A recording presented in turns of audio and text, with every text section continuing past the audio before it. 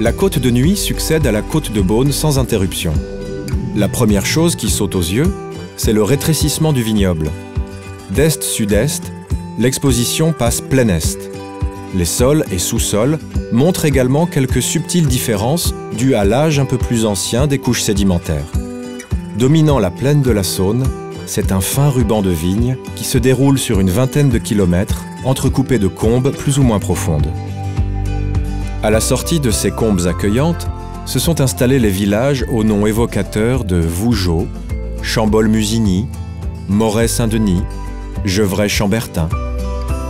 Si les vins de Bourgogne brillent de mille feux sur les tables royales, princières et ducales, ils le doivent notamment aux moines qui formalisent le travail de la vigne et perfectionnent les techniques de vinification.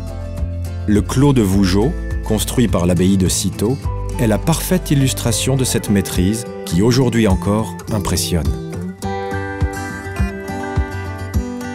Ducs et parlementaires de Bourgogne, installés à Dijon, ne sont pas en reste. Le vin, parfait symbole du raffinement et de la puissance, devient pour eux un ambassadeur incontournable.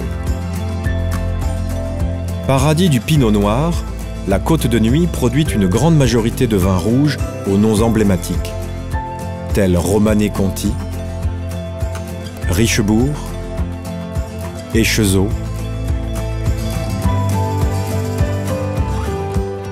Prenons de l'altitude et visitons la région toute proche des Hautes Côtes de Nuits.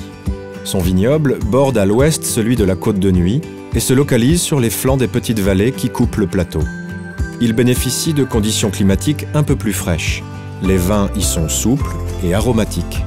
Ils peuvent s'apprécier dès leur jeunesse.